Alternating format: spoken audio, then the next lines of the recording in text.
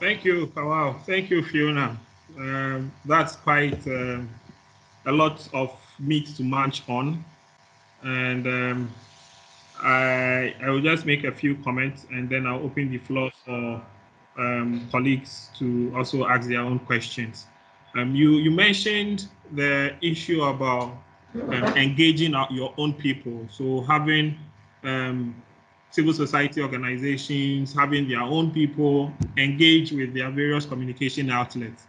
And the question you asked with respect to if members, staff are not even liking their own Facebook posts, why should the public like or take interest in that? I think that it comes across to me as a very potent advice for all of us to learn. I just wanted you to throw a bit more light on what can an organization do in terms of having that agency, mobilizing their own staff to find interest in the stories that they share. What can, if somebody here is a chief executive officer, in a 1 point, 1, 2, what can he or she do to ensure that there are people in the organizations are moved along in terms of their communication outlets? Thank you. Okay, thank you very much, Mr. Kojo. I think it's a brilliant question, and I don't think that there's a singular way, but what I have noticed is oftentimes it really starts from the top, especially from our own context and the cultural space that we operate in, where people do respect and emulate leadership. So I always say, if you're in the communications department, start by getting your executive director to like your post and reshare your post. And there, that creates a critical movement from the bottom. So I think leadership has to reflect that by getting the communications departments to see how their executive directors can also be distributors of their content. And then starting to, it's funny, start offline before you go online. So even though you have put it on Twitter, one of the things we tell people is share it on your platform and tell people, can you go and like it? You need to start talking to people individually so that they feel that they have an obligation online, because we know the psychology of the crowds. People usually will send an email, oh, go and like something. But if you go and ask Kojo specifically to go like it, Kojo is more bound to act as opposed to Kojo acting as part of a collective. Thank you. There was a comment by Esinam, and I'll read it, and there's a question at the end. So he says that just to comment that though it is more powerful when Africans tell their own stories, the visuals that accompany such stories are sometimes placed in similar perspective as foreigners, because essentially they need to attract funding from the same foreigners. How do we draft powerful narratives with empowering pictures and still justify the need for grants and funding? It says, how do we draft powerful narratives with empowering pictures and still justify need for grants and funding? If you can react to this, I think that's an interesting part, right? I think it's always that dichotomy where every organization has its own visual tone and its own communication brief. But I think there are a few questions that you should ask. This image, does it give my subject agency, or have I denied that subject agency, right? And then also selfishly putting yourself in that position, would I want people's heartstrings to be tagged at the expense of my own dignity, right? And I'm convinced this, whatever we are doing right now, we do it because we believe in it. Our donors do it because they also believe in it. So the donors will tell you, it's true, we need to see a sad child. But can you find a child who is able to represent the best of our values? Because if you see what Africans now are saying from abroad, and even what donors the kind of images they want. They don't want images that are depressing people. They want images that uplift them, especially within the context of the pandemic. So we have to differentiate between reports and powerful storytelling. And I am convinced that if you teach your donors how you look like, as opposed to having that picture in your head of what donors expect of you, because oftentimes I think Africans, we self-censor because that's the imagination we have. I mean, sometimes we say, I want something that looks African. And the first thing you think, oh, I need to go to Mole, or I need to go to the north and show mad houses.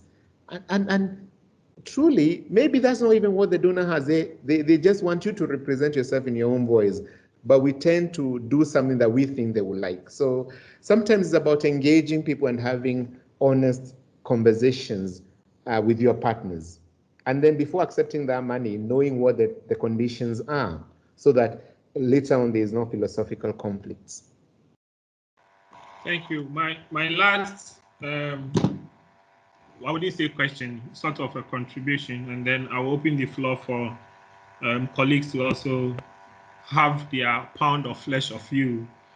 I think one of the challenging things when it comes to comms with civil society groups is that you are doing a donor project. The donor requires that you share images to prove and to show that you have done the work. And usually you would want to establish some grounds of how the situation was. So, and then also show trace and track of how you have improved it. So you go into a community, you obviously document how poor the water systems were, and then show success. But in a way, by over a period, you see that some of these images, once it leaves your desk, you are not entirely sure how it gets used beyond the other end of your email.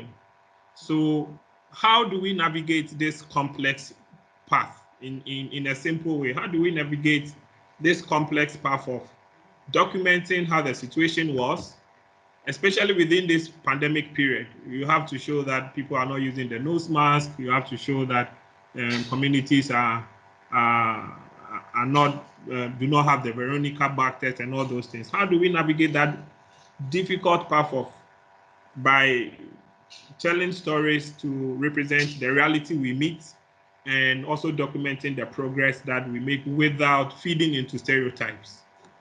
Okay. I think, thank you so much, Mr. Kaja. I'll take that. I mean, what we are not calling for the romanticization of our textured spaces. That's not what we are saying. Now, and don't get me wrong, this is how we make our bread and butter here. We go and we help and work with organizations to tell those stories. So it's important that we participate in that.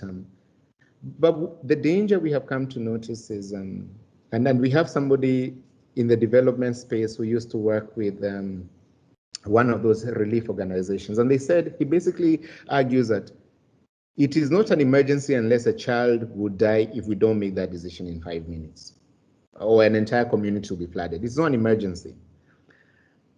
And by that, what essentially means is this: we can plan better and do things better. And this is not an admonition in any way. My submission is this: from a storytelling perspective, stories happen in the most mundane of times when nothing spectacular is happening, right? That is when you find a child hugging her mother, or a child crying because the mother is going to go to the market. That means a presence in the community. What we often do is, because we are coming to the 4-year end of the project, we now need to go at the start during the launch where all the people are dancing the Durbar together. We go take the pictures, and then at the end to show them. And those are staged performative photos. What is interesting is when you can actually go there and capture the lived experiences of the people, because what you're going to see is you will stop seeing poverty, and you just see kids making the best of their lives and their realities. You just find communities living together as human beings, as people. Because what we also have to remember is we have also told the communities we work in to give us the images they want. They say, oh, if I look poor, you're going to give me more money, so let me look poor. But you have to go and capture people at their most dignified, when they're in church, when they're in a mosque, when they're just playing Ludo outside, in their families. Give people cultural context, because it is in that your donors say, those are people just like us. It's just a mother who wants the best for their child. And then they will say, you know what, I want that to be my partner, because everybody is attached to success. And that's why it's unfair. Organizations who are very good at telling stories, such as UNICEF, they keep getting more money because they show human beings. Whereas we are caught up in showing caricatures of people who no longer exist even in our own eyes and in our own communities. Could you, that's it. Okay, so I don't know if Bernard Senanu Clove wants to come online to access, but colleagues, my session, my engagement with them is over. Please, if you have any question, if either you ask them in the chat box and I'll ask him, I'll ask the team, or you can use the raise your hand gesture, and then I'll call you, and then you can ask the question. Fiona and Kamal, someone asked that, can you give further explanation on the last part of your presentation that says, know when to stop talking? I think that when you're telling stories, sometimes it's quite easy to give a backstory regarding the beneficiaries. So there's a lot of information, because you're working with the beneficiaries quite closely. There's a tendency to give a lot of information, for example, on social media. But again, as we mentioned earlier, a lot of people, there's a lot of competition on social media regarding time. There are a lot more videos that have been posted within the last 12 months. So we are competing with people's time. So the stories that you tell do need to be concise, and if they can be told shorter, it will have more impact. And once it has more impact, then it will resonate with people. So again, as we were saying about, look, you know, it is universal that, you know, adults are caring for, whether it's their own children or other people's children. You want to connect quite quickly and quite directly, as opposed to, you know, telling backstories of the people that you're trying to represent. Thank you. Ken, kindly unmute your mic and ask your question, please.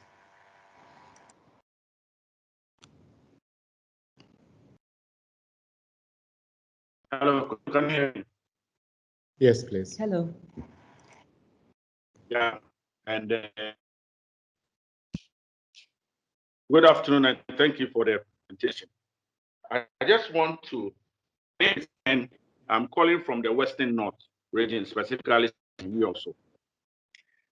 Then our work is to go out there and educate people about supposedly deadly diseases, HIV. I presented a story, like you just said, in the form of skeleton. So when people see HIV, they relate it to skeleton, a dead. Now we're having challenges in getting people out for testing. Sorry, sir, can you just repeat this part? You're having challenges in telling that they're trying to convert the awareness creation, the awareness creation that we do in the community into like a story about HIV and AIDS, and get to out voluntarily to test. That's against the previous story that have been told about HIV to people. It's in the form of a skeleton, so that when the person thinks about HIV, what comes into the mind is a dead person. There is hope. So my question is, how do I tell this story in the form of awareness creation that there is hope now as against the skeleton that did previously? I don't know whether I understand my question. We do. Thank you very much for that, sir. Okay, thank you. You will agree that one of the challenges South Africans are having with the with the vaccines is because there's such a big population of HIV and individuals living with HIV, about 20% of the population, which essentially tells you is almost becoming endemic. It's not longer a death sentence, you're right. Now, I think it's almost the opposite, right? It's almost making HIV a boring subject, right? It's about choosing those people in the community who can be the voices for this, because it's very easy for you to come and tell people HIV is no longer a death sentence, but you might not be the best voice. And I think this is what we are coming to discover, that oftentimes the people who are telling the stories might not be the right people to tell the stories. So I think within your community, in understanding your local context, who do people listen to, right? I remember when that powerful image in the 80s or latter parts of the 90s when Queen Diana went and held an HIV positive child, and that just changed everything. If a princess could embrace a child, what does that mean? So in your community, if a chief can make somebody with HIV, for example, an advisor, that does what you can try to do in years and fail. So I think appreciating the local context in which we work with, and then finding the best voice to be the vehicle for that message can be transformative. And nobody knows that space more than you, sir. So do you think that's helpful or useful for your context? Hello. Yes, sir. Question.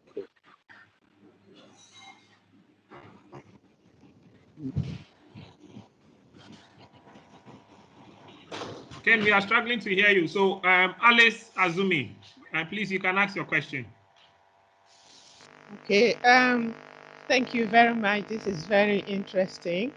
My it's an observation, and I would like your input. And it looks like over the years, from the 80s and especially 70s and 80s, there has been some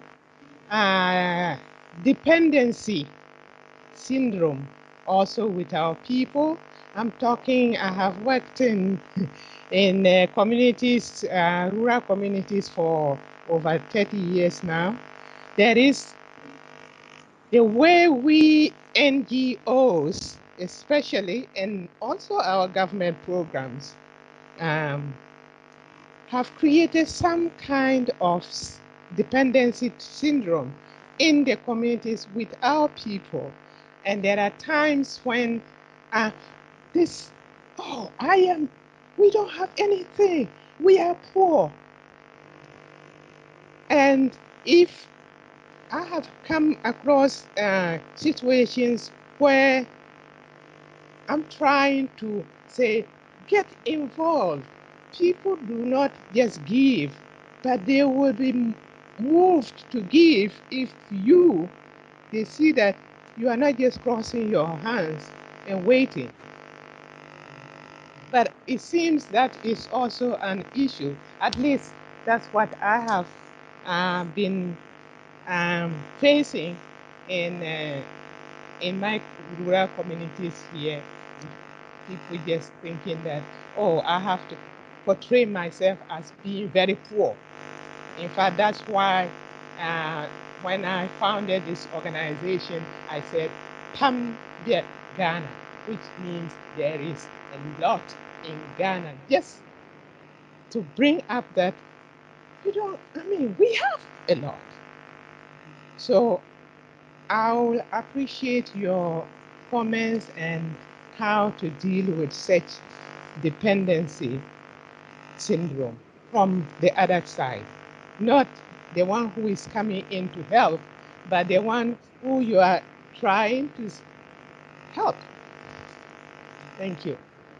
Thank you very much. Thank you, Alice. Before Kamal comes in, or Fiona, so colleagues, if a question is asked, for instance, what Alice just asked, this is a learning platform, a learning an exchange. So if anyone also feels like you want to make a contribution based on the question that has been asked, please kindly show and then you have the platform to also speak. So I'll go on to Fiona and Kamal to respond to that. Thank you. Ms. Fiona, should I take that one? Please, yeah. Okay. Thank you so much. And I think it's one of those, somebody talks about, and it's another tool, hopefully we'll have an opportunity, Mr. Kojo give us an opportunity another day to talk about this, the psychology of the people we operate in.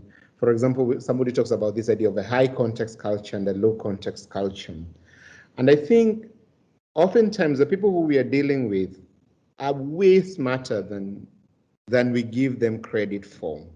And I think all of us, sometimes we have turned this into a game, right? I know what is, kind of almost that Pavlov's dog. If you ring the bell, I know it's time for food. And we have gone for so long to harvest those kind of stories because we knew that that's what tugged the heartstrings of the West. And in a way, the unintended consequences is we ended up creating those communities that were so reliant on us because the moment they improved, we became unemployed. So we needed to tell those dark stories so that the money can keep feeding. And I think we all challenged those. We had those conversations whether aid was good or not. We now know some of the organizations, and the dichotomies have changed, truly. The dependency syndrome has changed. What you will notice if you look at the global conversation right now is those communities are no longer being rewarded, and nobody wants to work with those kind of communities. And in fact, everybody who works with you is going to ask you, what is the exit strategy? Nobody is funding these endless systems forever. So I think we need to go back to our core constituency and say, listen, it's no longer the most helpless who are being helped, but it is those who have the community to lift everybody out of the village or out of the poverty. So we, the kind of people who we choose to celebrate in our own communities, can shift. I remember there was a time I went to Uganda, and it was quite depressing. We went to this community. We were telling a different story then. And every youth you talk there, everybody had a paper and they had an NGO. A 14-year-old kid, you ask him, what is your dream? Oh, I want to start an NGO. And it was quite depressing because it told you these were the heroes. The people who they saw were doing well were the big people with the NGO cars. And that became the aspiration for the community. It was not people who were developing applications or texts. And we know that conversation. So my submission to you is choose the kind of people you want to celebrate and reward in your community, and you might shift everybody else. Because we all know, coming from the spaces we live in, sometimes is the most corrupt person who gets rewarded, so it leans us that way. Is the person who is being celebrated in our various spaces. So let us celebrate a different kind of hero. The archetype has to change. I think that's a long-winded way of telling you I don't know the answer. Thanks. So I think just to add on to your submission, I think my experiences with this has been that usually our own submissions to communities prior to projects in a way brings them on board as passive beneficiaries. And so yes, we found money, we are coming to do this project, and we will need you to do A, B, C, and D. And a lot, you made a point about the communities being smarter than we think. A lot of the communities have had interactions with CSOs, NGOs at different times, and so they seem to know our modus of operandi. Okay, they'll call for a meeting. When you go, they'll give you drinks, they'll give you food, and in the end, they will have to build a school or something. So if I do ABC, the school will be built. After 2 years, they will be gone and all that. So they also know the narrative of us as civil society organizations, what we request of them. And so anyway,